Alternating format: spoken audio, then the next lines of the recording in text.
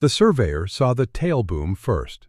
It jutted from the canopy at an angle that no living tree would tolerate, a blade of olive-drab metal splitting the green like a bone through skin. He was 26 years old, Laotian-born, employed by a timber concession company working GPS transects through the Highland Plateau west of the old demilitarized zone, and he had never seen a helicopter in his life that was not flying. This one had been stationary for 42 years. The jungle had done its best to digest it. Strangler figs wrapped the tail stinger, vines threaded through the cargo doors, and the plexiglass chin bubble had gone to milky cataracts. But the airframe was intact enough to read a partial tail number stenciled in faded white, 66142. Inside the cabin, arranged in attitudes that suggested neither panic nor peace, but something closer to waiting, lay 9 sets of human remains. The flight manifest for UH-1D, tail number 6614283, filed with the operations desk at a forward fire base in Quang Tri Province on a rain-swept morning in the autumn of 1969, listed 7 souls on board, 9 skeletons, 7 names, and in the right hand of the remains, seated in the aft cargo position, a skeleton dressed in unmarked fatigues with no dog tags, no unit patch, and boots that no American supply depot had ever issued. There was a sealed aluminum canister the size of a thermos, its surface still bright under a skin of oxidation, stamped with a classification marking from an agency that, according to every official record, had no personnel operating in Laos in 1969. To understand how 9 men ended up in that cabin, and why only 7 of them were supposed to exist, we need to go back to the autumn of that year, to a fire base in the red mud flats south of the demilitarized zone, where a door gunner named Dale Murchison was about to fly the last mission of his tour. We'd love to know where you're listening from. Leave a comment and tell us. And a big thank you to everyone supporting the channel with a subscription. The recovery team's first report was 4 sentences long. It read, in its entirety, aircraft located in grid square consistent with last known heading. Airframe largely intact. 9 sets of human remains present in cabin and cockpit. Manifest accounts for 7. The 5th sentence, the one the team leader wanted to add but did not, would have read, something is wrong here. He kept that to himself. The joint U.S.-Laotian recovery operation had been in motion for 11 weeks by the time the team reached the crash site in the spring of 2011. A Defense Palmai accounting agency liaison out of Vientiane had validated the GPS coordinates forwarded by the timber company, cross-referencing them against a database of 1,626 unresolved aircraft losses in Laos, Cambodia, and Vietnam. Tail number 6614283 matched a UH-1D Iroquois assigned to a company-level aviation detachment supporting the 101st Airborne Division, a unit designated on paper as the 227th Assault Helicopter Company, although that designation appeared in no official lineage the agency could verify. The aircraft had been listed as missing since the late monsoon season of 1969. Lost during what the sparse operational records described as a routine resupply sortie under a mission codename that raised its own questions, Operation Pale Horse. No other mission in the MACV database carried that name. It existed once in one filing and nowhere else. The team cut their way in from a ridge trail, 5 Americans and 3 Laotian military escorts, hauling equipment through triple canopy so dense that the midday light reached the forest floor as a green murk the color of old bottle glass. The smell hit them before the visual did. Not decomposition, not after 4 decades, but the particular scent of metal oxidizing slowly in tropical humidity. A taste more than a smell, like pennies on the tongue, mixed with the vegetal rot of leaf litter that had been composting undisturbed since the Nixon administration. The Huey had gone in nose low, clipping trees on a steep westward descent, and the jungle had closed over it the way water closes over a stone. The main rotor blades were sheared to stumps. The tail boom, which the surveyor had spotted from 30 meters, was the only piece that protruded above the canopy line, bent upward at the fuselage junction like a finger pointing at nothing. Sergeant First Class Maria Delgado, the team's forensic anthropologist, entered the cabin through the port-side cargo door, which hung open on one hinge, jammed in place by a fig root as thick as a man's thigh. She catalogued what she saw with the clinical economy that her training demanded, but later, in an informal debrief at the Vientiane liaison office, she admitted that the scene had stopped her cold. 9 sets of remains, not scattered, not thrown, seated. 4 in the rear cargo bay on what had been the canvas bench seats, now collapsed to rusted frames. 2 in the cockpit seats, held in place by lap belts that had fused with corrosion into the buckle housings.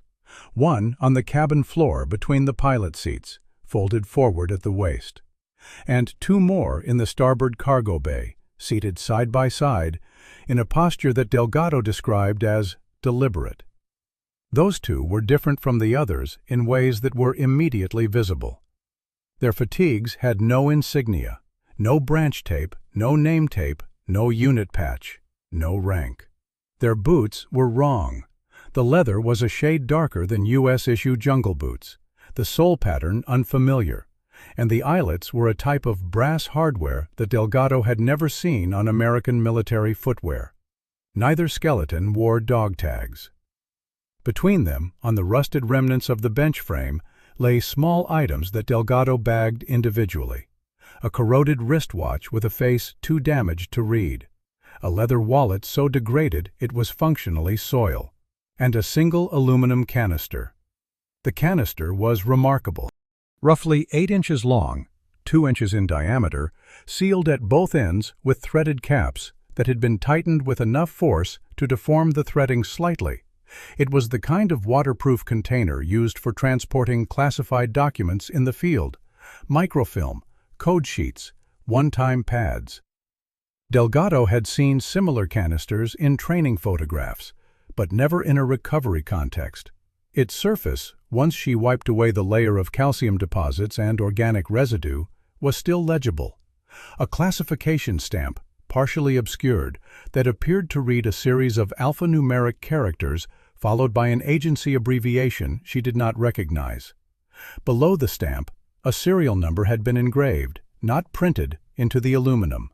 A 7-digit string beginning with the prefix PS-68. She photographed it, bagged it, and logged it under the recovery file. The flight manifest, retrieved months earlier from MACV archival records held at the National Archives facility in College Park, Maryland, listed 7 occupants for the final flight of 661-4283. Pilot: Chief Warrant Officer 2 Curtis Weems, age 24, of Odessa, Texas.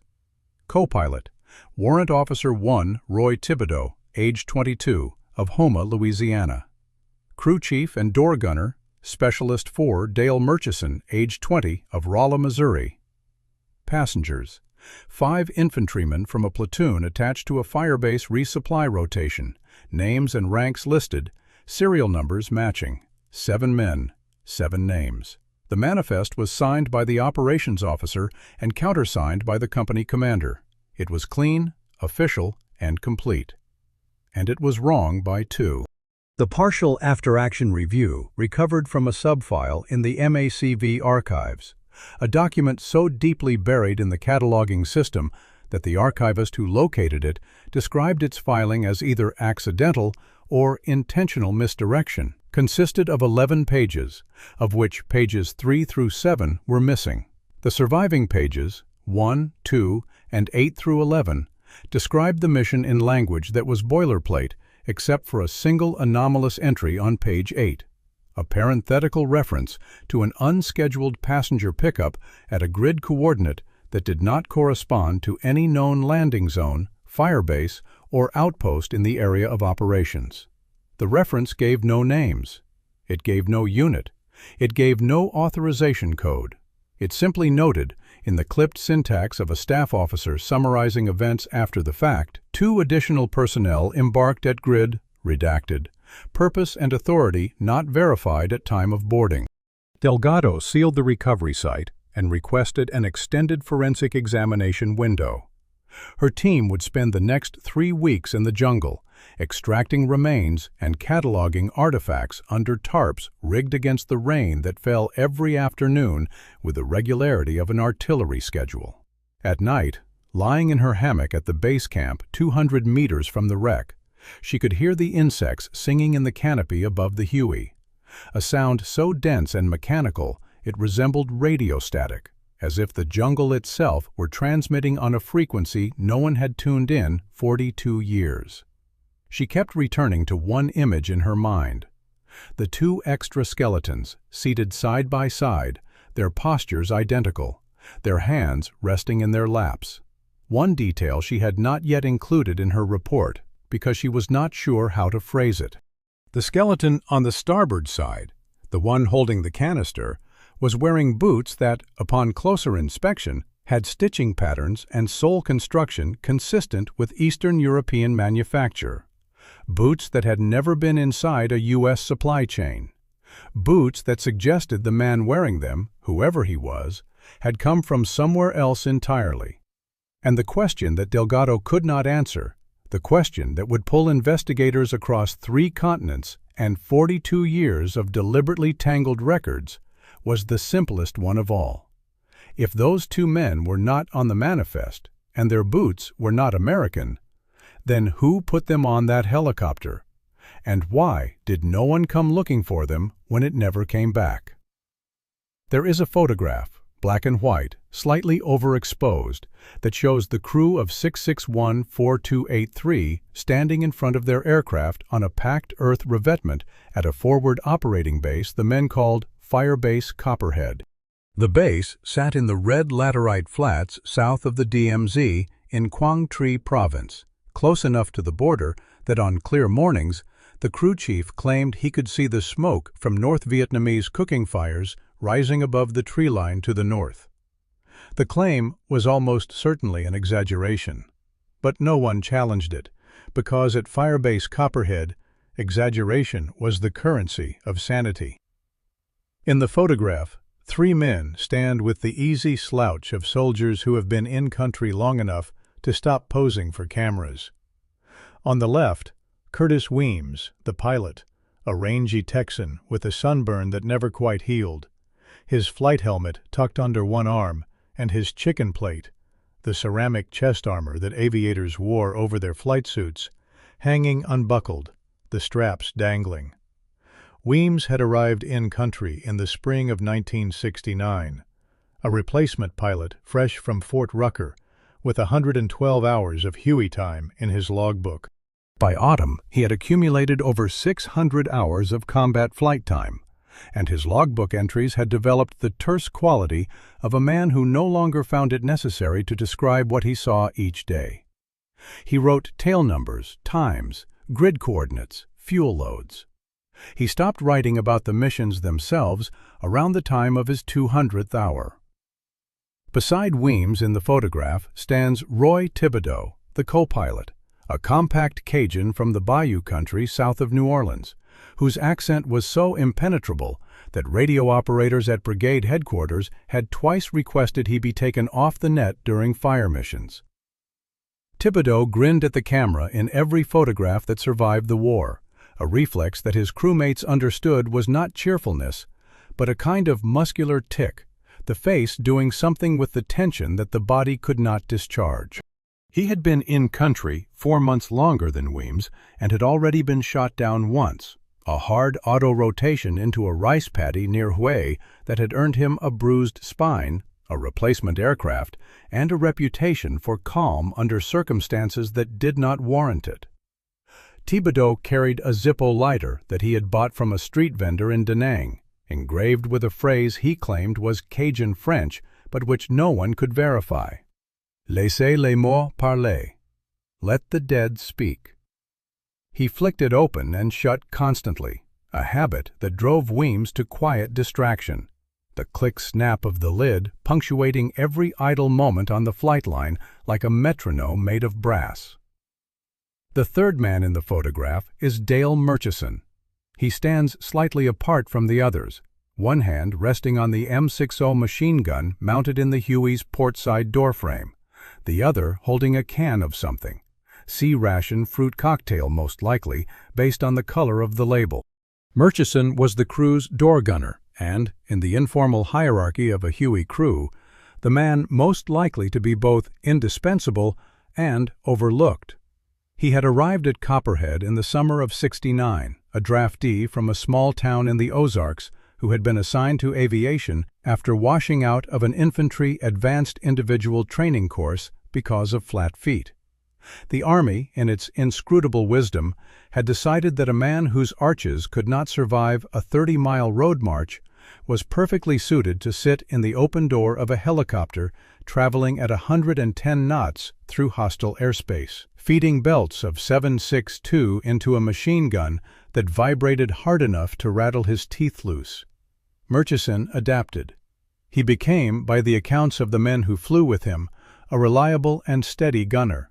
Not flashy, not aggressive, but consistent, which, in a door gunner, was the highest compliment available. He learned the particular rhythms of Huey operations, the whine of the Lycoming turbine spooling up, a sound like a giant inhaling, the way the rotor wash flattened the elephant grass in a perfect circle as the ship came into a hover, the smell of JP4 jet fuel that saturated everything, flight suits, hair, food, dreams, until a man could not remember what clean air tasted like. He learned to read the jungle below by the way the canopy moved, the way birds scattered in patterns that sometimes, if you watched long enough, told you where the ground fire would come from. By autumn of '69, the routine at Copperhead had settled into a rhythm that was monotonous and dangerous in equal measure. Resupply runs to fire bases and outposts along the border corridor, troop insertions into landing zones that ranged from marginal to suicidal, medevac support when the dedicated dust-off ships were committed elsewhere. The 227th Assault Helicopter Company, as the unit was designated in whatever paperwork existed, flew every day that weather permitted, and some days when it did not. The aircraft were maintained by crews who worked through the nights under floodlights that drew insects in clouds so thick that the men wore head nets while torquing rotor bolts. Sea rations were heated over sterno cans in the revetments, the blue flame flickering in the dusk, while Armed Forces radio played music that was always 6 weeks behind what was current in the world. Creedence Clearwater Revival, The Temptations, Dusty Springfield. The sound, tinny and distant, from the small transistor radios the crew chiefs kept wired to the maintenance stands. Murchison's war ended 5 days before the final flight of 661-4283. On a resupply run to a fire base in the ridgeline country west of Copperhead, the Huey took ground fire on approach. 2 rounds through the floor of the cargo bay, small caliber, probably an AK. 1 round fragmented against the transmission housing and sent a piece of shrapnel into Murchison's left thigh, a wound that was painful but not life-threatening. He was evacuated to the surgical hospital at Phu Bai, where a surgeon removed the fragment, a piece of steel the size of a shirt button, and told him he was done flying. Murchison protested. The surgeon told him he could protest from a hospital bed or from a medevac flight to Japan, his choice. Murchison chose the hospital bed. His replacement on the gun was a specialist named Garza, pulled from another crew for the rotation. Murchison did not know Garza well. He knew that Garza was from somewhere in South Texas, and that he had a habit of singing under his breath on the flight line, fragments of songs in Spanish that Murchison could not understand. Garza flew the mission on the morning that 661-4283 lifted off from Copperhead for the last time. The 5 infantry passengers were men from a platoon attached to a firebase resupply detail, names that appeared on the manifest and nowhere else in the surviving records, as if they had been invented for the purpose of filling a passenger log. Private First Class Howard Embry, Specialist 4 Leonard Kitts, Private First Class Alvin Rue, Sergeant Thomas Odom, Corporal James Falk. 5 men whose service records were later found to be unremarkable in every way.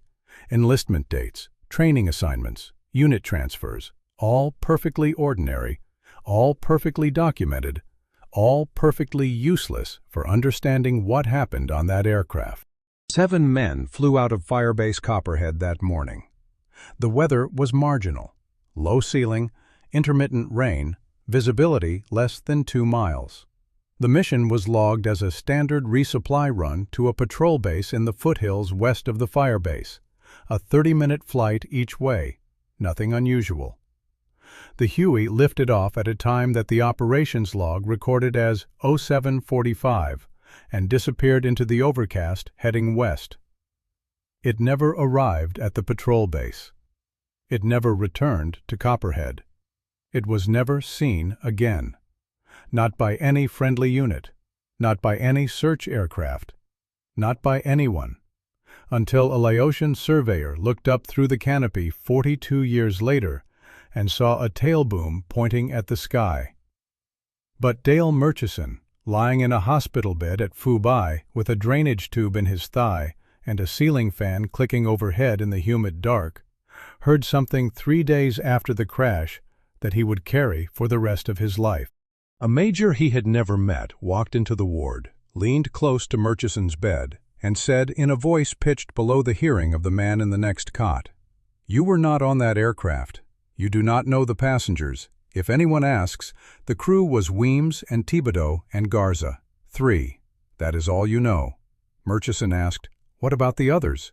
The major straightened up and said, "There are no others." And then he walked out, and Murchison never saw him again. And for 42 years, he did exactly what the major told him to do. He said nothing. Until the spring of 2011, when a forensic anthropologist named Delgado sent him a letter with a photograph of an aluminum canister, and the silence broke. The following is a partial transcript of a recorded interview conducted at the home of Dale Murchison, Rolla, Missouri, spring of 2011. Present, Murchison, Dr. Maria Delgado, forensic anthropologist, DPAA, and a civilian investigator whose name was redacted from the official file. The tape runs for 4 hours and 11 minutes. This excerpt begins at the 47-minute mark. Murchison: I was not on the aircraft that day. I need to say that first. I was at Phu Bai, but I know what happened before they left because Weems told me. Investigator: Told you when? Murchison: Night before the mission. He came by the aid station, brought me a can of peaches from a sea ration. We sat outside on the sandbags, and he told me the run had been changed. Investigator: Changed how? Murchison: He said they got new coordinates, an additional stop, pick up 2 passengers at a point west of the fence. West of the fence? That phrase, delivered in Murchison's flat Ozark cadence, was the first indication that the final flight of 6614283 had crossed into territory that no American helicopter was officially authorized to enter.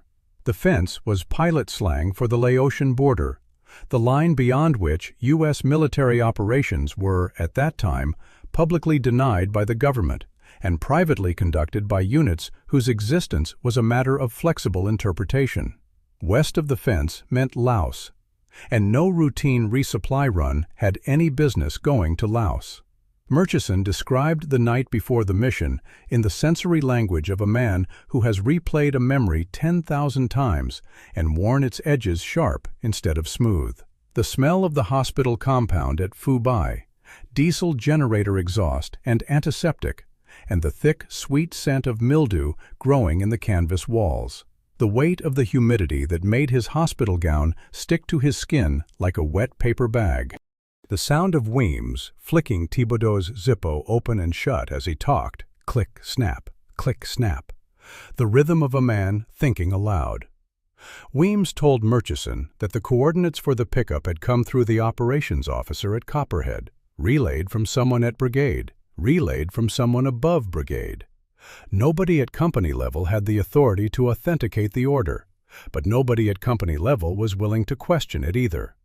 The coordinates placed the pickup point roughly 40 miles west of the DMZ, deep in the Laotian highlands, at a location that did not correspond to any known landing zone, firebase, or outpost. Weems had checked his maps. There was nothing there. No clearing, no road, no village. Just ridge after ridge of triple canopy jungle running into the spine of the Annamite Range. Weems was uneasy. He told Murchison that the mission felt wrong. Not dangerous wrong, but procedurally wrong, the kind of wrong that produced paperwork problems. Murchison remembered Weems using a specific phrase. "This has got somebody's fingerprints on it that I do not want to touch." But Weems was a warrant officer, not a commissioned officer, and warrant officers in the 101st did not refuse missions. They flew them and wrote their complaints afterward, if they survived to complain. The flight plan, as Weems described it to Murchison, was straightforward in a way that concealed its strangeness. Lift off from Copperhead at first light. Fly the standard resupply route westward to the patrol base in the foothills. Drop the cargo. Then, instead of returning to Copperhead, continue west across the border to the pickup coordinates. Collect the 2 passengers. Return eastward across the border and land at Copperhead. Total flight time, about 90 minutes. Fuel was tight. The Huey's range with a full load was not generous, and the western leg would push the margins, but doable if the weather cooperated and if there were no delays at the pickup point. Weems had done the math on his kneeboard card. He was not happy with the math. But here is where the first assumption, the one held by the families, the military records, and every subsequent investigator for 42 years, came apart. In the spring of 2011, a forensic metallurgist attached to the recovery team examined the Huey's tail rotor assembly, which had been recovered from the wreckage in remarkably intact condition. The standard explanation for the crash, as recorded in the sparse files that existed, was enemy ground fire, a notation that appeared on the original loss report as probable cause. Hostile fire, small arms. It was the default explanation for any aircraft lost in the border region. It required no further investigation. It closed the file. The metallurgist's findings did not support that explanation. The tail rotor drive shaft showed a fracture pattern that was inconsistent with ballistic impact. There was no bullet splash, no deformation characteristic of a projectile strike, no lead residue. What there was, instead, was a fatigue fracture, a clean crystalline break in the metal that indicated the shaft had been stressed to failure over time, not shattered by a single impact event. More troubling, the fracture surface showed tool marks. Fine parallel scoring along the stress point, the kind of marks left by a file or a grinding tool, as if someone had weakened the shaft deliberately, reducing its cross-section just enough that it would hold during normal flight, but fail under the vibration loads of a hard maneuver, a steep bank, a rapid descent, a combat approach into an unprepared landing zone. The aircraft had not been shot down. The aircraft had been sabotaged. Or, at minimum, the aircraft had suffered a mechanical failure that someone had made more likely to occur. When this finding was presented to Murchison, the old man sat in his recliner and was quiet for a long time. The tape captured the silence. 2 minutes and 14 seconds of nothing but the hum of an air conditioner and the distant sound of a lawnmower somewhere on the street outside. Then Murchison said, "I need to tell you about what those 2 men were carrying when they got on the aircraft." Weems told me about it that night. He said one of them, the one who did not speak, had a metal tube, like a canister, and the other one had a canvas bag, heavy, like it was full of rocks. Weems said the man with the canister held it against his chest the whole time, both arms around it, the way you would hold something you were afraid to lose. Delgado produced the photograph she had sent Murchison in her original letter, the image of the aluminum canister recovered from the wreckage, stamped with its enigmatic classification marking. Murchison looked at it for a long time. Then he reached into the drawer of the table beside his recliner and pulled out something that Delgado had not expected. It was Thibodeau's Zippo lighter, the one engraved with the phrase, "Laissez les morts parler." Murchison had carried it for 42 years. He said Weems had given it to him the night before the flight, a gesture that, in retrospect, felt less like a gift and more like a man settling his affairs. Murchison held it in his palm and turned it over, and the investigators saw that on the reverse side, scratched into the brass with a knife point or a nail, was a set of numbers. 6 digits. They did not match any grid coordinate in the operational area. They did not match any known radio frequency. But when Delgado compared them to her notes, she felt the skin on her arms contract. The numbers matched the serial number engraved on the aluminum canister, the first 6 digits of the 7-digit string beginning with PS-68. Weems had known. The night before the flight, the pilot had known enough to scratch the canister's serial number into the back of a Zippo lighter and hand it to the one man who would not be on the aircraft. And the question that hung in the recording room, heavier than the Missouri humidity leaking through the window frame, was a question that would not be answered for months. What was in that canister that was worth recording, worth preserving, worth handing off like evidence at a crime scene before the crime had even been committed? The answer was in the microfilm. And the microfilm said something impossible. The National Archives facility in College Park, Maryland, holds approximately 115,000 cubic feet of records related to the Vietnam War. Most of these records are organized, indexed, and accessible through standard research protocols. Some are not. The files pertaining to Operation Pale Horse fell into a category that the archivist who finally located them described, with the precise understatement of a career federal employee, as administratively irregular. The search began in the summer of 2011, after Delgado's team returned from the recovery site and the remains were transferred to the DPAA laboratory in Hawaii for identification. The forensic work, DNA extraction, dental comparison, anthropological measurement would take months. In the meantime, the investigative side of the case shifted to paper. Flight records, operational logs, unit rosters, after-action reviews, anything that could explain how 2 unmanifested passengers ended up on a helicopter that was not supposed to leave South Vietnamese airspace. The first problem was the unit itself. The 227th Assault Helicopter Company did not appear in the 101st Airborne Division's official order of battle for 1969. This was not in itself conclusive.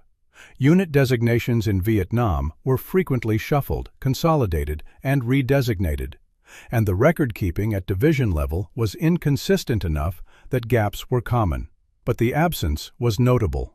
The company appeared on exactly 3 documents in the entire archival holding: the flight manifest for 661-4283, the partial after-action review, and a quarterly supply requisition for JP4 fuel and rotor components dated 2 months before the crash.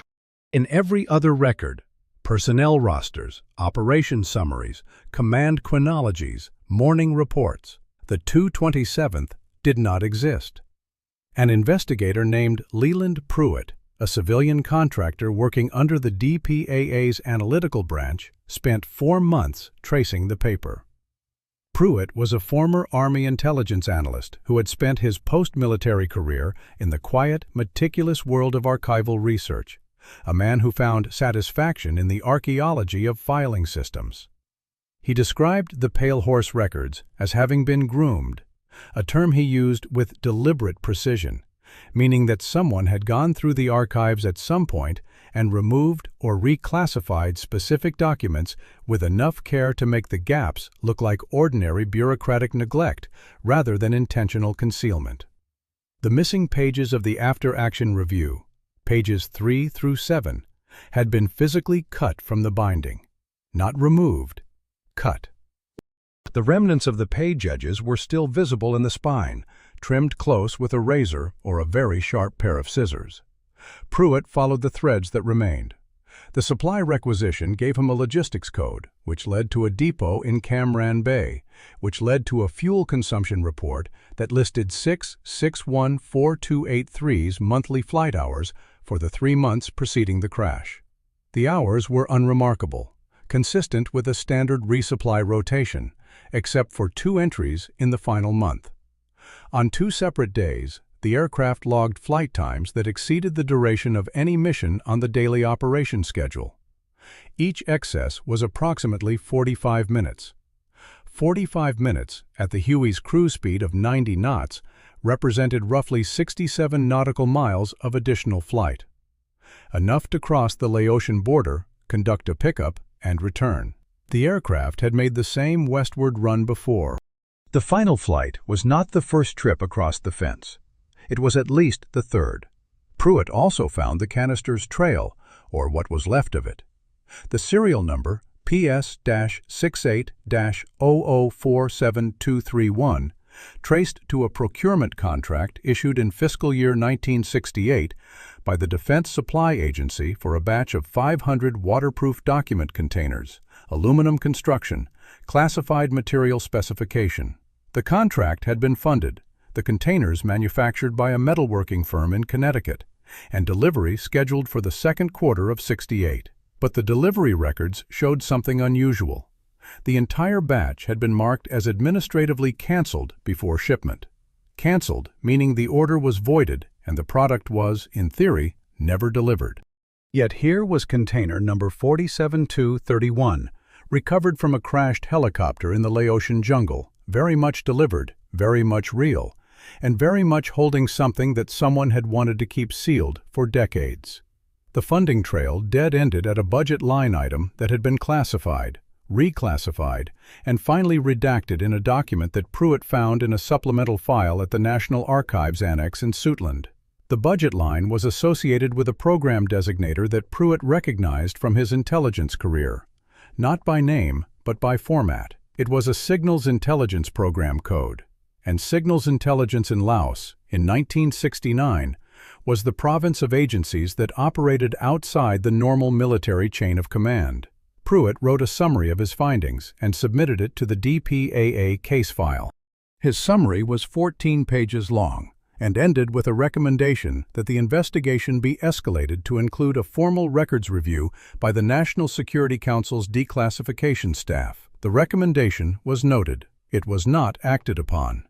The file moved to a queue, and the queue moved at the speed of government. But Pruitt kept a private copy of one document he had found in the Suitland Annex, a routing slip, undated, stapled to the back of the canceled procurement order for the canister batch. The routing slip bore 2 signatures and a single handwritten notation in blue ink. Per direction, all items this batch transferred to O-Plan custody, no further distribution. The acronym after O-Plan was partially obscured by a coffee stain, or what Pruitt chose to describe as a coffee stain, because the alternative was that someone had deliberately obliterated it. The visible letters were S and D, with a possible 3rd letter that could have been 6 different things. Pruitt stared at those letters for a long time. Then he picked up the phone and called a man he had not spoken to in 20 years. A retired Army Criminal Investigation Division agent named Glenn Hargrove, who had once, in 1971, been assigned to investigate a helicopter crash in Laos and been told, in terms that left no room for interpretation, to stop. In the 42 years between the crash and the recovery, Dale Murchison built a life that was, by any visible measure, unremarkable. He returned from Vietnam in the winter of 1970 with a Purple Heart, a medical discharge, and a scar on his left thigh that ached when the weather turned cold. He married a woman named Doreen, who worked at the shoe factory in Rolla. They had no children. He took a job with the Missouri Department of Conservation, maintaining fire roads and survey markers in the Mark Twain National Forest, a job that kept him outdoors and away from people for weeks at a time. He did not join the VFW. He did not attend reunions. He did not speak about the war to anyone. including Doreen, who learned early in the marriage that certain questions produced a silence so complete it was like a door closing. Murchison kept two objects from his service. The first was a photograph, a Polaroid, faded to the amber tones of a sepia print, showing the crew of 6614283 standing on the flight line at Firebase Copperhead.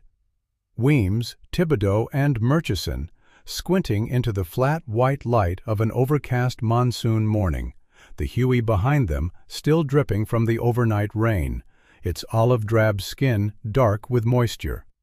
The photograph had been taken by someone outside the frame, a crew chief, a ground crewman, a bystander, and it captured the three men in a moment of ordinary stillness, the kind of moment that exists in millions of similar photographs from that war. But there was a detail in the background that Murchison had noticed only years later, studying the image under a desk lamp in his basement workshop with a magnifying glass. The way a man studies a document he suspects of concealing something he both wants and fears to find.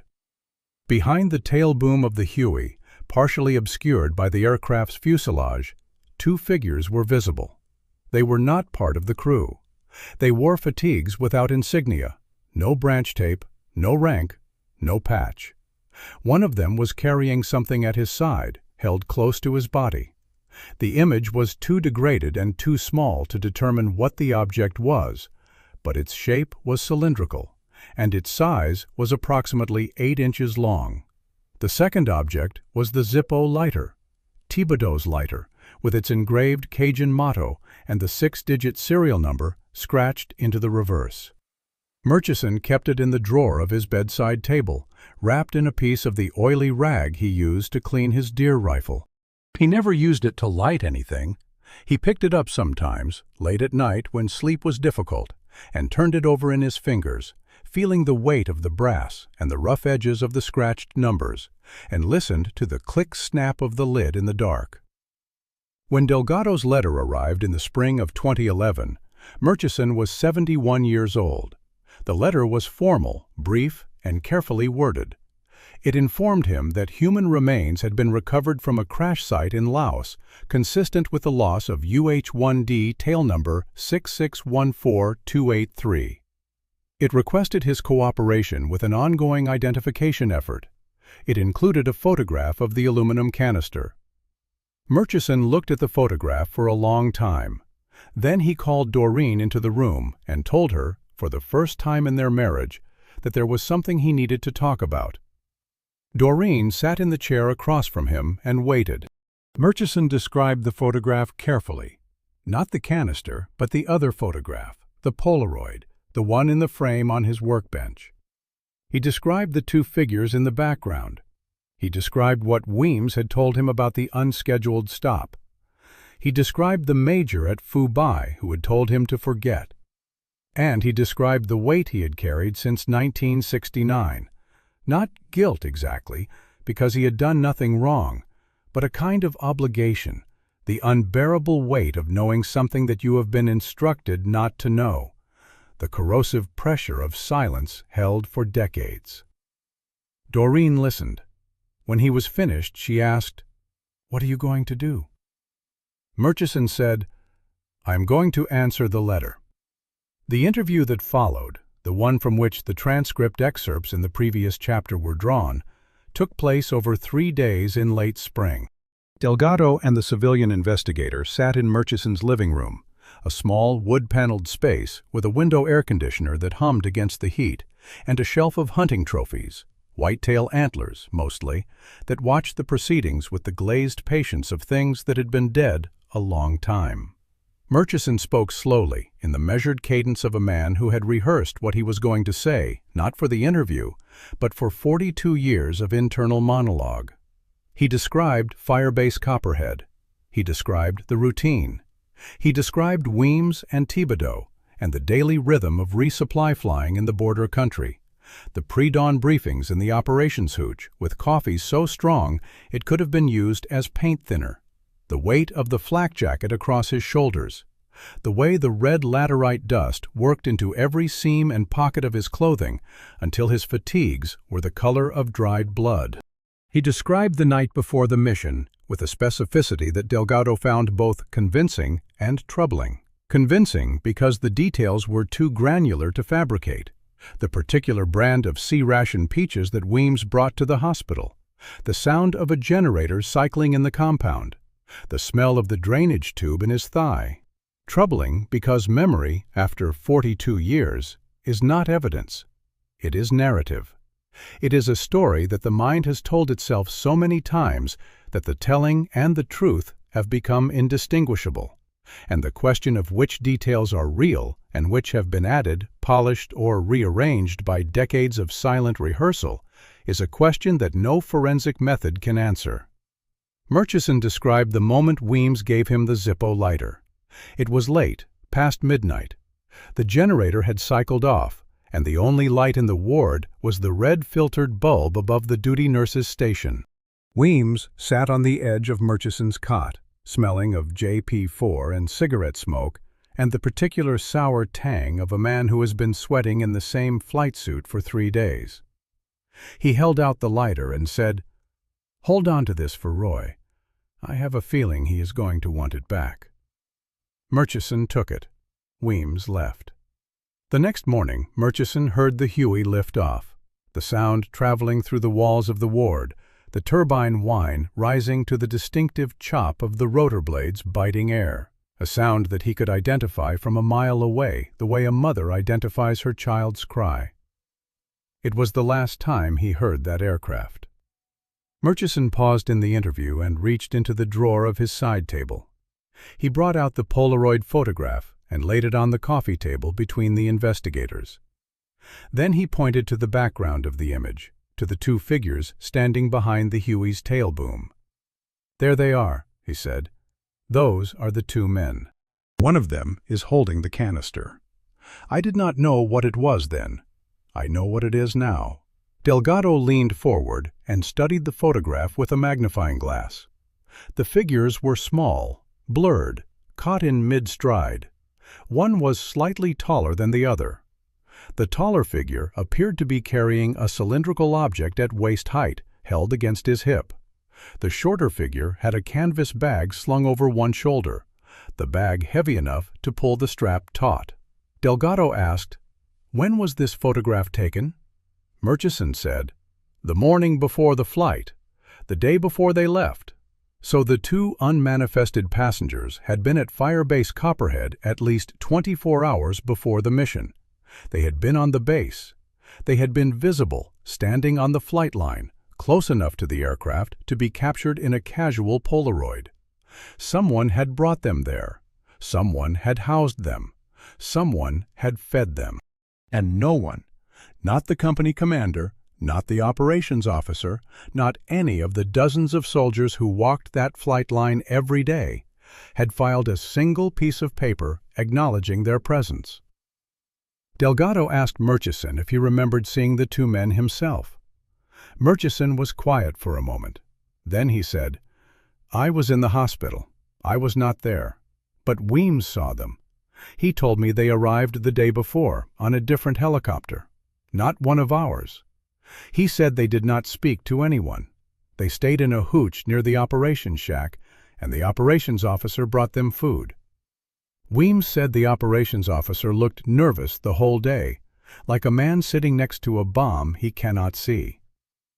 The tape rolled on.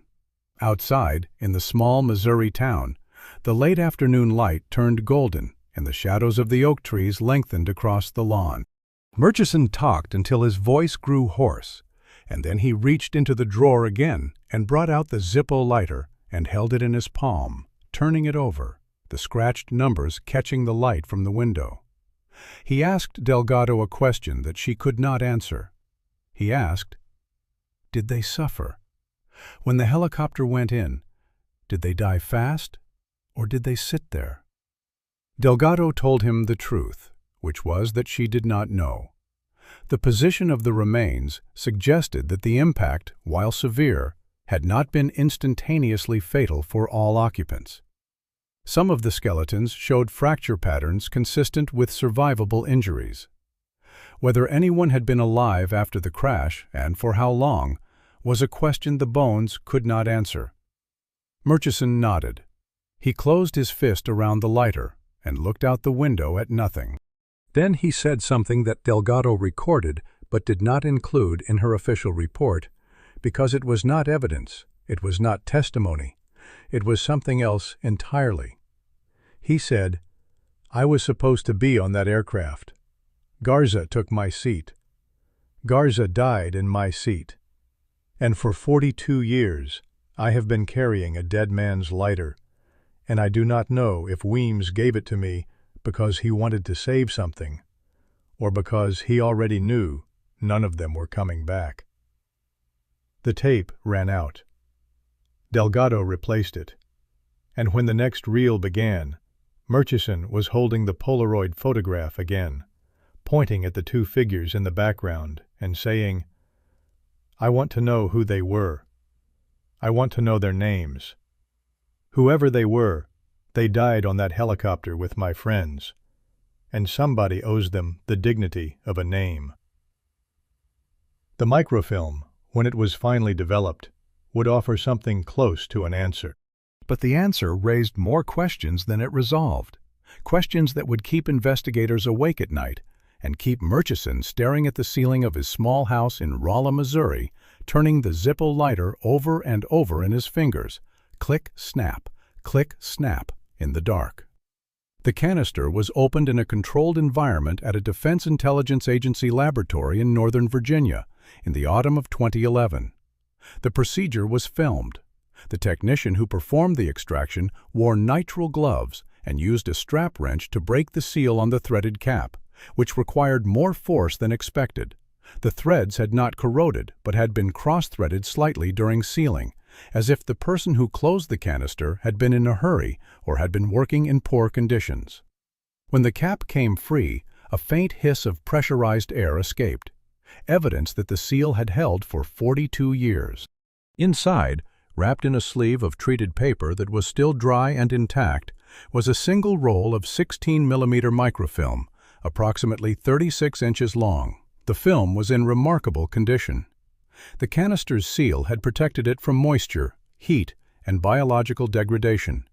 And when the lab technicians mounted it on a reader and advanced the first frames, they found imagery that was sharp, high contrast, and immediately recognizable as aerial reconnaissance photography, the kind of overhead imagery produced by cameras mounted on aircraft or carried by ground teams operating with long lens equipment from elevated positions. The frames showed terrain, ridgelines, valleys, jungle canopy, and in 13 consecutive frames near the middle of the roll, a cleared area containing structures. The structures were not natural. They were rectangular, evenly spaced, connected by paths that had been cut through the surrounding vegetation with geometric precision. The cleared area was approximately 200 meters by 150 meters, the size of a small military compound or a large agricultural station. Antenna masts were visible at 2 points on the perimeter. A vehicle, partially obscured by camouflage netting, sat in what appeared to be a revetment at the compound's northern edge. The imagery was not annotated. No unit markings, no coordinate stamps, no classification headers, which was itself anomalous. Standard reconnaissance photography from the era was heavily annotated, with grid coordinates, mission numbers, date time groups, and classification markings printed directly onto the film margin. This film had none of that. It was clean, anonymous, and untraceable, except for one detail. In the lower right corner of each frame, a date time group had been hand-stamped using what appeared to be a manual date gun, the kind of device used by field operatives to mark documents in the absence of standard processing equipment. The date was legible on most frames, though the ink had faded unevenly. The analysts at the DIA laboratory checked it 3 times because the first reading did not make sense. The date on the microfilm was 3 weeks after the helicopter was reported lost. 3 weeks. The aircraft had been listed as missing, presumed crashed, crew presumed dead, since the autumn of 1969. The microfilm showed photographs taken 3 weeks into that presumed dead window.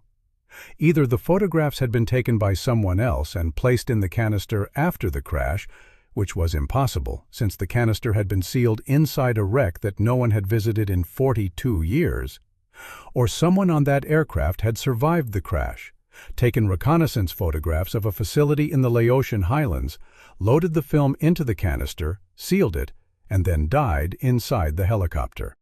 The implications were staggering, and the analysts at the DIA laboratory understood them immediately.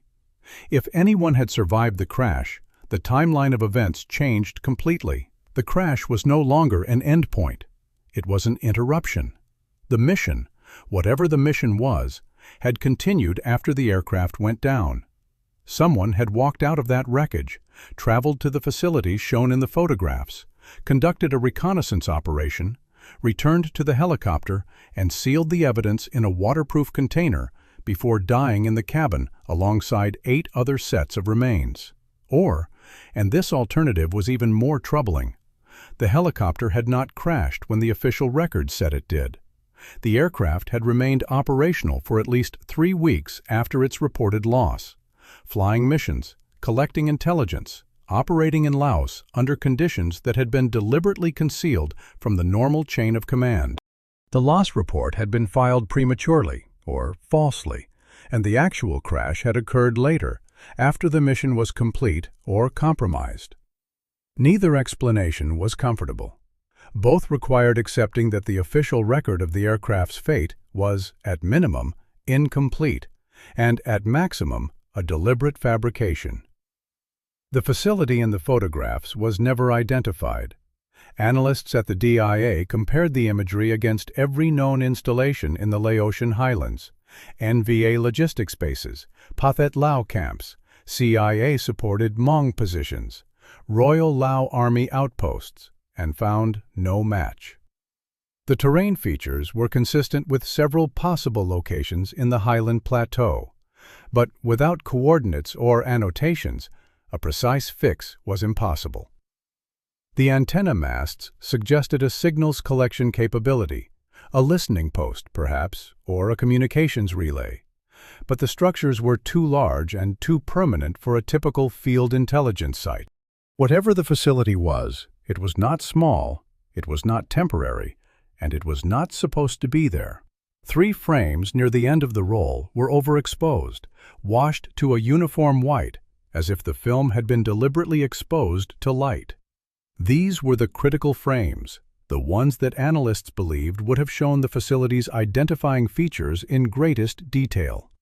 The overexposure was too uniform to be accidental. Someone had fogged those frames on purpose, selectively destroying the most sensitive imagery while leaving the rest of the roll intact. A partial destruction, a controlled compromise. As if the person handling the film had wanted to preserve enough to prove the facility existed, but not enough to prove exactly what it was. The canister, the microfilm, and the mystery of the date stamp transformed the investigation. What had begun as a recovery mission, find the remains, identify the dead, notify the families, had become something else. An intelligence forensics case with implications that extended far beyond 9 skeletons in a jungle. The DPAA case file was reclassified. Access was restricted. Delgado, who had led the recovery, was informed that certain aspects of the investigation would be handled by agencies outside her purview. She protested. Her protest was noted and filed. In Rolla, Missouri, Dale Murchison received a phone call from Delgado. She told him about the microfilm. She told him about the date. She did not tell him about the facility, because by that point she had been instructed not to discuss operational details with witnesses. Murchison listened. Then he said, "Weems was careful. He always filed a backup. He always made copies. If those photographs were in the canister, it is because Weems wanted them to survive. He wanted somebody to find them." Delgado asked, "How do you know it was Weems?" Murchison said, "Because the canister was in the bird. And Weems never let anything on that bird that he did not personally account for. Every piece of cargo, every strap, every piece of equipment, he checked it himself. If the canister was on that aircraft, Weems put it there. Or Weems knew who did. There was a silence on the line. Then Murchison asked a question that Delgado could not answer. If somebody survived that crash for 3 weeks, why did they go back to the helicopter to die? The question hung. Delgado had no answer. But in the back of her mind, a different question was forming, one that she would not ask aloud for several more months, not until she had spoken with a retired investigator named Hargrove and heard a story that made the impossible date on the microfilm seem almost logical. The question was this: what if they did not go back to the helicopter? What if someone brought them back? The forensic identification of the 7 manifested occupants of 6614283 was completed in the winter of 2012 at the DPAA Central Identification Laboratory in Hawaii. The process was painstaking and, for the families, agonizing. DNA samples extracted from bone and dental material were matched against family reference samples, some of which had been on file for decades, submitted by parents who were now elderly or dead, by siblings who had spent lifetimes waiting for a phone call that might never come. The matches were confirmed one by one. Curtis Weems, Roy Thibodeau, Garza, the replacement door gunner whose first name turned out to be Miguel, a detail that Murchison had never known. The 5 infantrymen, Embry, Kitts, Rue, Odom, Falk. 7 names, 7 identifications, 7 families notified. The other 2 remained unknown. The forensic anthropologist assigned to the unidentified remains was a specialist named Dr. Irene Cavell, a woman whose career had been spent in the particular intersection of medicine, law enforcement, and military bureaucracy that constituted the world of wartime remains identification. Cavell approached the 2 sets of remains with the methodical patience of someone who understood that bones tell stories, but only if you ask the right questions. The first observation was the one that Delgado had noted at the crash site: the boots. Cavell examined them under laboratory conditions and confirmed what the field assessment had suggested. The boots were not American manufacture. The leather was chrome-tanned, a process common in European production but unusual in U.S. military footwear of the era. The sole pattern, a distinctive lug design with a hexagonal center motif, matched no U.S.-issued jungle boot, combat boot, or any other footwear in the Defense Logistics Agency's historical catalog. The eyelets were stamped brass, not the blackened steel used in American military boots. And the sizing, European sizing, not American, suggested that the boots had been manufactured for a market outside the United States. Cavell sent photographs and sole impressions to a footwear forensics specialist at the FBI laboratory. The response came back in 3 weeks. The boots were consistent with a pattern manufactured in Czechoslovakia in the mid-1960s, a design that had been exported widely to Soviet-aligned nations and to certain non-aligned countries that purchased Eastern Bloc military surplus for their own security forces. They were advisor boots, the kind of footwear issued to military and intelligence personnel serving in an advisory capacity in foreign countries, durable enough for field work, nondescript enough to avoid immediate identification. The dental work told a parallel story. One of the unidentified individuals had extensive dental restorations, fillings, crowns, a bridge, that were technically competent but stylistically inconsistent with American military dentistry. The materials were different, a type of amalgam alloy that was common in European dental practice but rare in U.S. military dental clinics. The other individual had almost no dental work at all, which was unusual for a man in his apparent age range, late 20s to mid-30s, based on skeletal maturity, and which suggested either exceptional dental health or a background in which dental care was not routinely available. The physical anthropology confirmed what the boots and dental work suggested. Neither man was a typical American service member. One was of a stature and skeletal robustness consistent with Northern European ancestry. The other was more ambiguous. The skeletal metrics fell within ranges that could indicate several geographic origins, from Southern Europe to Central Asia. Neither had any identifying markers, no tattoos preserved in tissue, no surgical implants, no healed fractures with the distinctive fixation hardware used by U.S. military surgeons. They were ghosts. Men without names, without nationalities, without any official existence. They had boarded a U.S. military helicopter in a combat zone, flown into Laos, and died in the jungle, and no government, American or otherwise, had ever reported them missing. Cavell's report noted one additional finding that she flagged for the investigators' attention. The position of the two unidentified remains in the cabin was unusual. They were seated side by side in the starboard cargo bay, which was expected. That was where the Huey's bench seats were located. But their skeletal positioning suggested that they had been placed there after death, not that they had died in those seats. The articulation of the limbs, the angle of the spines, the way the hands rested, it was too symmetrical, too composed. Natural death in a crash produced chaotic positioning, limbs thrown, spines twisted, skulls displaced by impact forces. These two skeletons were arranged, seated upright, hands in laps, side by side, as if someone had taken the time to position them with care.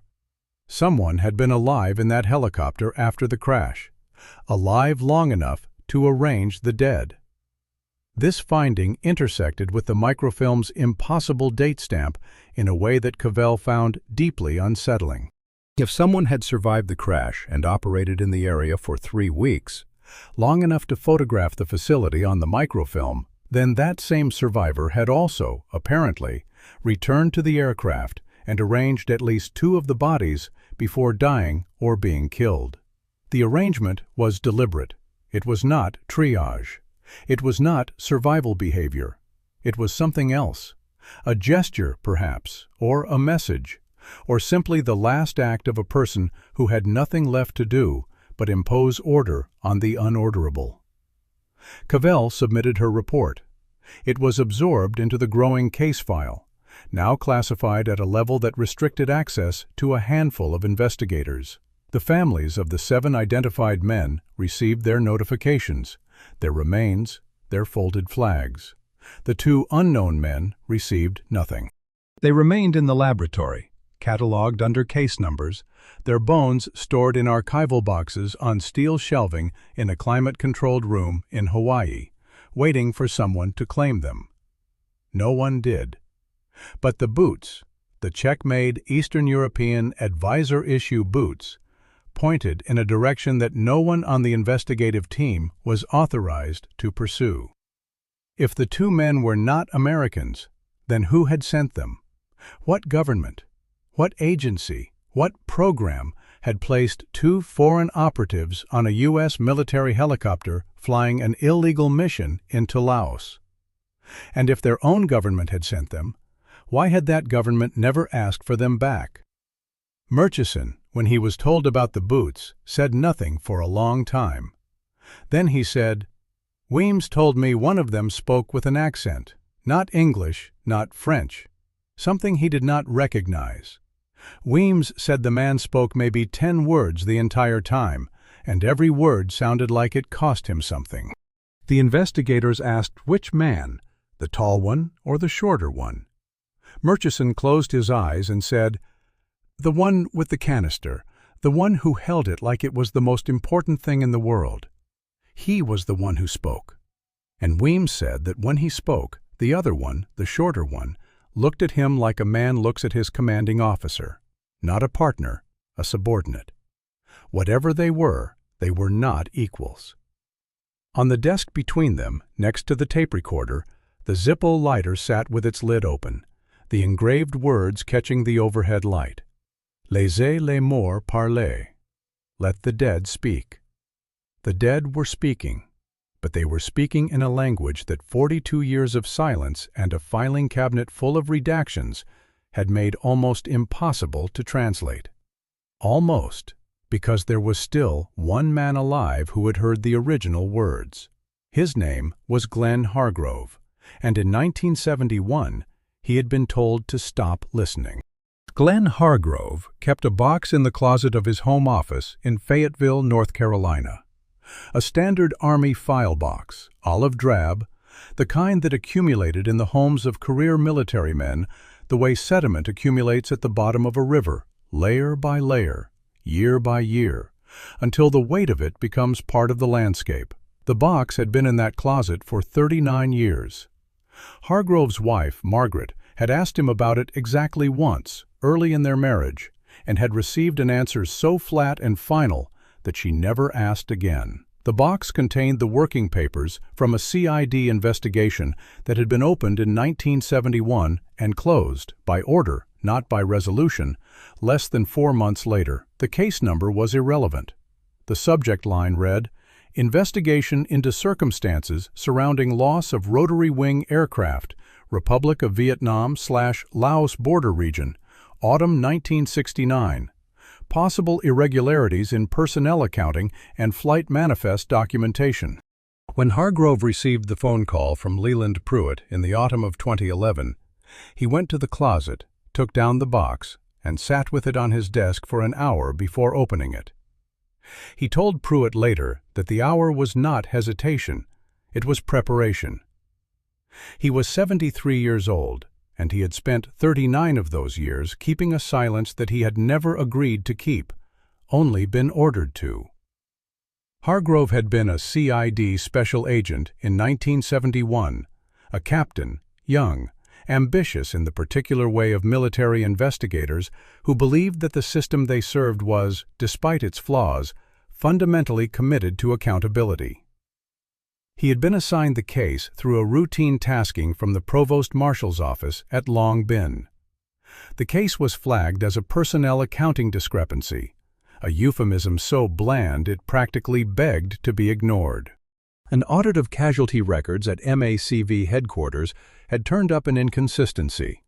The loss report for 6614283 listed 7 casualties, but a supplemental field report, a document that should not have existed, filed by a signals intelligence detachment whose designation Hargrove could not verify, referenced 9 personnel associated with the same aircraft on the same date. Hargrove began where any investigator would, with the paper. He requested the full case file.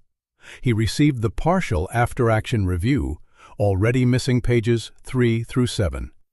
He requested the flight manifest. He received it. He requested unit rosters for the 227th Assault Helicopter Company. He was told the unit did not exist in the current records. He requested the supplemental field report that had triggered the audit. He was told it had been reclassified and was not available at his clearance level. This was unusual, but not, in the context of the war, unprecedented. Hargrove filed the appropriate requests for upgraded access and continued his investigation through other channels. He interviewed personnel at the operations desk at Firebase Copperhead, or what had been Copperhead, which by 1971 had been renamed and restructured twice. He found 2 soldiers who remembered the aircraft's loss. Neither remembered anything unusual about the crew or passengers. One mentioned that the weather had been bad that day. The other said he recalled hearing that the Huey had gone down west of the border, but that no search mission had been launched because the crash site was in denied territory. Denied territory. Laos. The place where American military operations did not officially occur. Hargrove pushed harder. He obtained a partial crew roster through back channels, an informal network of warrant officers and senior NCOs who maintained their own records outside the official system. A shadow paper trail born of institutional distrust. The roster confirmed the 7 manifested personnel, but it also contained a handwritten annotation in the margin, in a hand that Hargrove could not identify. +2, no auth, per sundog. The word sundog was underlined twice. Hargrove did not know what sundog was. He searched the available databases. He found nothing. He filed a formal inquiry with the intelligence liaison at MACV. The inquiry was acknowledged. No response followed. He filed a second inquiry. The second was not acknowledged.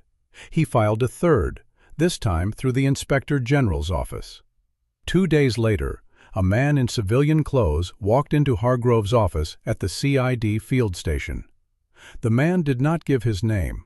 He showed credentials, a laminated card in a leather folder, that identified him as affiliated with an organization whose abbreviation Hargrove recognized, but whose full name he had never seen written out.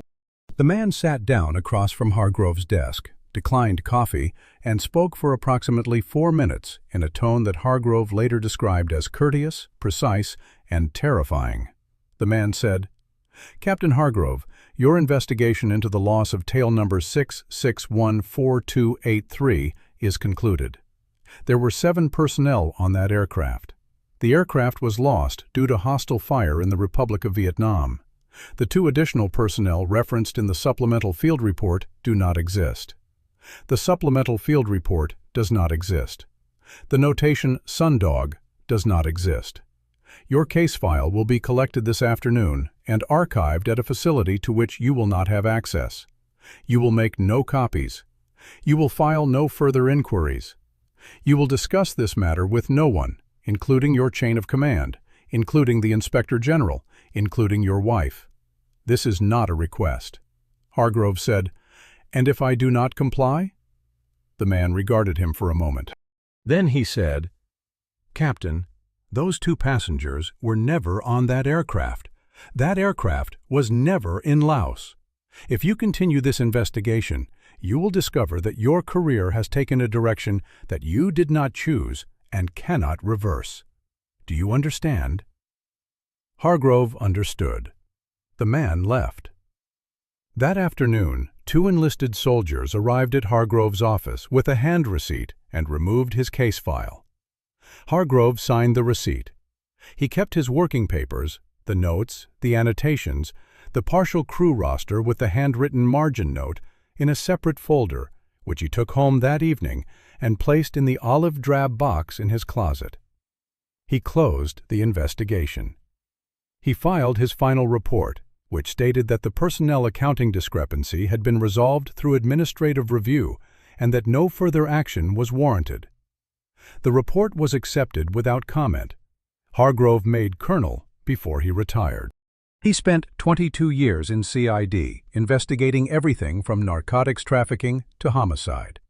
He was good at his job, decorated, respected. But the box stayed in the closet, and the silence stayed intact. Until Pruitt called. But there was a piece of the story that Hargrove had not told anyone. Not Pruitt, not Delgado, not the DPAA case team. A piece that he revealed only in a second interview, conducted in the winter of 2012, after the microfilm results had been shared with him and after he had sat with the information for several weeks. Hargrove's brother, Sergeant First Class Thomas Hargrove, had served in the infantry unit attached to Firebase Copperhead in the autumn of '69. Thomas was a squad leader in the platoon that provided the 5 infantry passengers for the Huey's final flight. Thomas Hargrove was originally manifested for that flight. His name appeared on a preliminary crew list that Glenn Hargrove had found in his working papers, a list that predated the final manifest by 48 hours. On the final manifest, Thomas Hargrove's name was gone, replaced by Corporal James Falk. Thomas Hargrove had been pulled from the flight roster by the company first sergeant, who told him he was needed for a perimeter detail at the firebase. Thomas protested. The resupply run was a routine mission, lighter duty than perimeter work, and Thomas was a short timer with less than 30 days left on his tour. The first sergeant overruled him.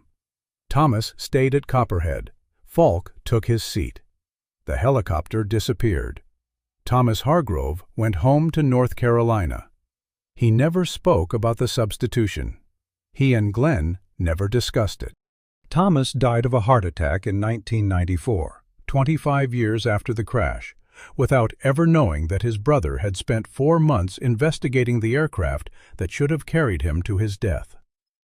Glenn Hargrove told the interviewers, "I have spent my entire career asking questions. This is the one question I could never ask. Was my brother pulled from that flight because someone knew the aircraft was going to go down? Was someone protecting him? Or was it random, a first sergeant shuffling names on a roster because he needed a body for perimeter guard? I do not know. I have never known. And Thomas is dead, and the first sergeant is dead, and everyone who could tell me is dead, and I am left with a box in a closet and a silence that is 40 years deep." The Zippo lighter, the canister, the margin note reading +2, no auth, per Sundog, the check boots, the impossible date on the microfilm, the pieces were accumulating, but the picture they formed was one that no official body was prepared to assemble. The investigation had entered a space where evidence and classification intersected, where the truth was not hidden so much as distributed across so many compartments that no single person held enough of it to see the whole. But the canister's serial number, the 7-digit string beginning with PS-68, had one more connection to make, and that connection led to a filing cabinet in a basement archive in Suitland, Maryland, where a procurement record that was not supposed to exist pointed to a program that, according to every official history, had never operated in Laos.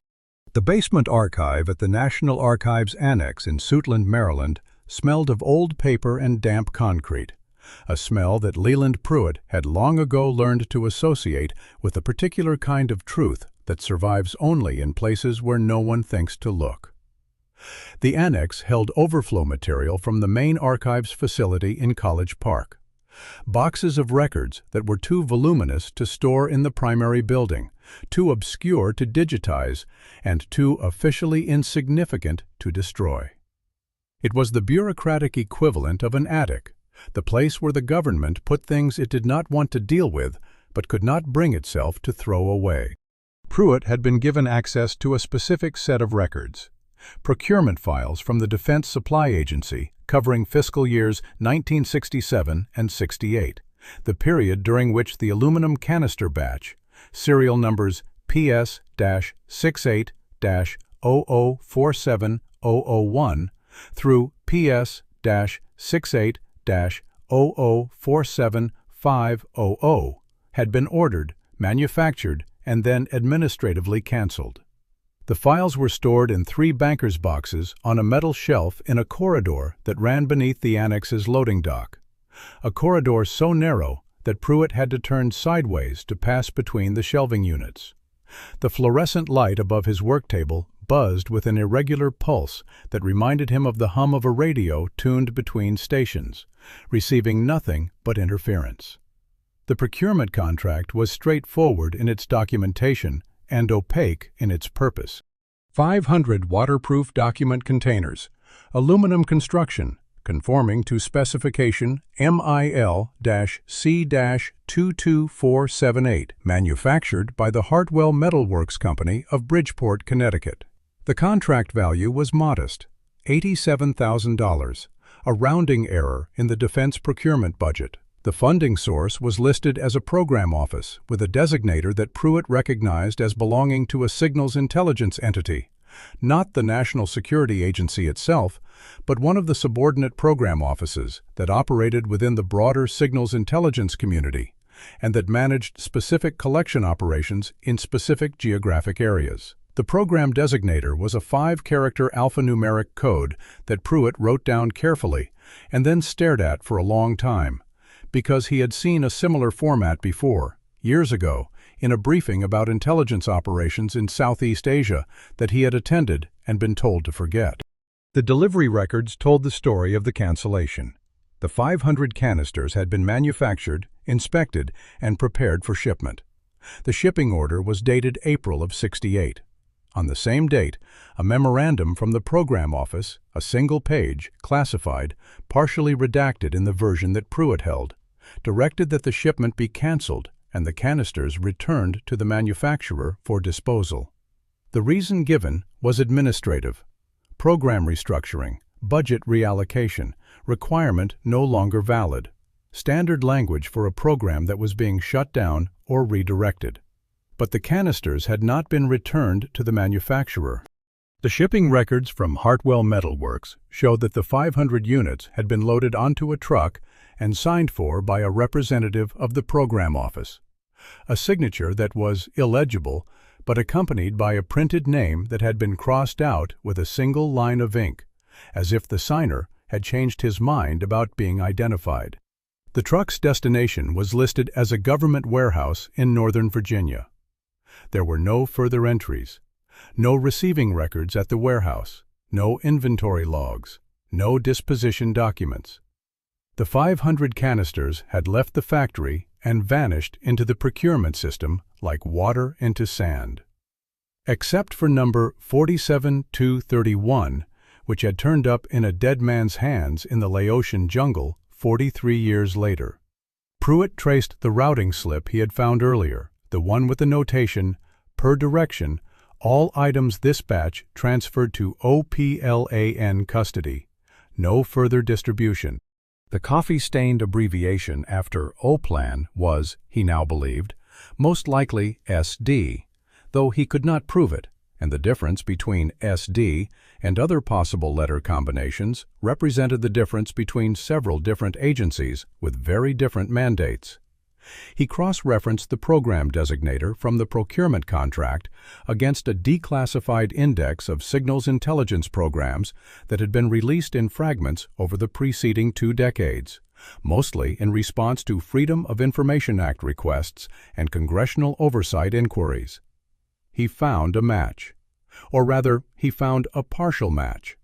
A program designator that shared 4 of 5 characters with the one on the canister contract, differing only in the final digit, which could indicate either a different program or a different phase of the same program. The matching program was listed in the declassified index under a code name that had been partially redacted: Sundog. The word that Glenn Hargrove had found scrawled in the margin of a crew roster in 1971. The word that a man in civilian clothes had told him did not exist. 40 years later, in a basement in Suitland, the word existed. It was a program designator for a signals intelligence collection operation that had, according to the fragments of declassified material available, operated in Southeast Asia between 1967 and 1970. Its geographic area of responsibility was listed as denied areas adjacent to the Republic of Vietnam, the intelligence community's euphemism for Laos and Cambodia. Its tasking was described in language so vague it was nearly meaningless as technical collection in support of national-level requirements. The program had been terminated in 1970. The termination memo, which Pruitt found in a separate file at College Park, cited operational compromise, a phrase that could mean anything from an agent being captured to a listening post being discovered to an entire network being rolled up by the enemy. The memo was 4 sentences long and contained no details. It ended with a distribution notation: destroy all operational records per standing directive. File administrative records only. Someone had followed the directive. The operational records were gone. Every report, every communication, every piece of intelligence that Sundog had collected was, presumably, destroyed. But the administrative records survived, because administrative records always survive. Purchase orders, travel vouchers, equipment requisitions, the skeleton of a program stripped of its flesh, its bones filed in bankers' boxes in a basement in Maryland, waiting for someone to reassemble them. Pruitt could not reassemble the full skeleton. He did not have the clearance, the access, or the authority, but he could see enough of the outline to understand what he was looking at. Sundog was a program that had operated in Laos. It had used waterproof canisters to transport classified material. It had been compromised and terminated. And 2 of its personnel, if that is what the unidentified men on the Huey were, had been on an American helicopter that was not supposed to be in Laos, carrying a canister that was not supposed to exist, on a mission that had been erased from the records with a thoroughness that bordered on surgical. Pruitt wrote his report.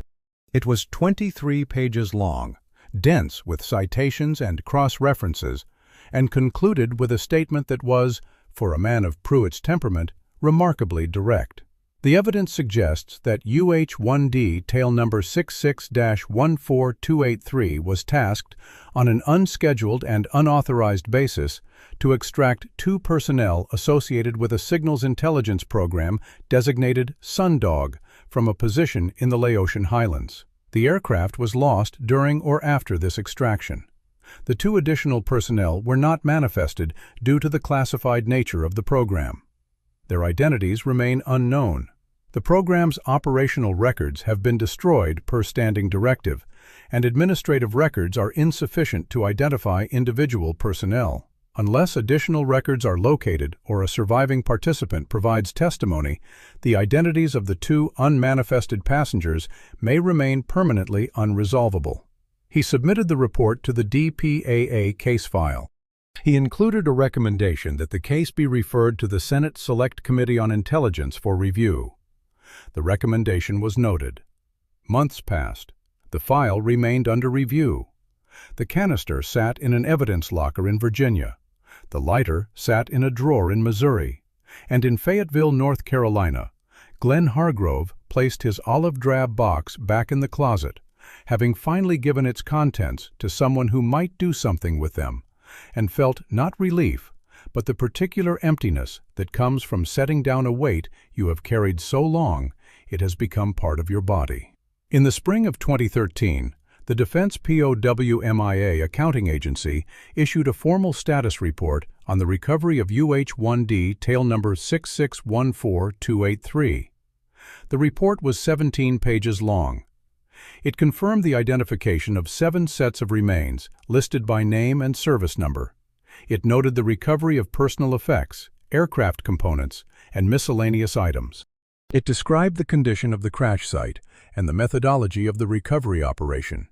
It was thorough, professional, and complete, except for 2 paragraphs on page 14, which addressed the matter of the 2 unidentified remains in language that was carefully calibrated to say nothing while appearing to say something. The paragraphs read, 2 additional sets of human remains were recovered from the aircraft. These remains have not been identified. Forensic analysis indicates that the individuals were adult males of indeterminate nationality. The remains are retained pending further investigation. The circumstances under which these individuals came to be aboard the aircraft are the subject of an ongoing interagency review. No further information is available at this time. Ongoing interagency review. The phrase was a door that opened onto a hallway that led to another door that was locked. The review had been ongoing for 2 years. It would remain ongoing. The case file, now distributed across 3 agencies, 2 classification levels, and an unknown number of compartments, had achieved a state of bureaucratic equilibrium, too sensitive to resolve, too documented to destroy, too inconvenient to acknowledge.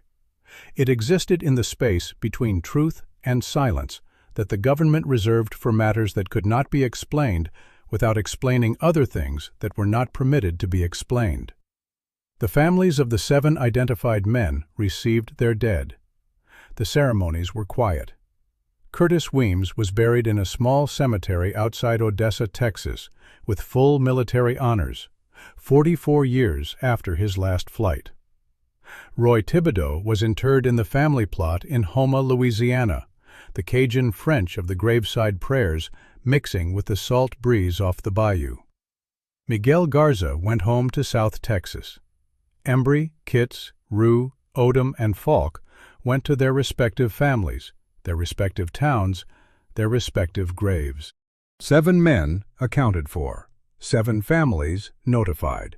7 silences broken. The other 2 remained in Hawaii, in their archival boxes, on their steel shelves, in the climate-controlled room that smelled of nothing. No decay, no soil, no jungle, no aviation fuel. Just the sterile absence of smell that was itself a kind of erasure. 2 men who had been alive, who had worn Eastern European boots and carried a canister stamped with a classification marking from a program that had been terminated and whose records had been destroyed.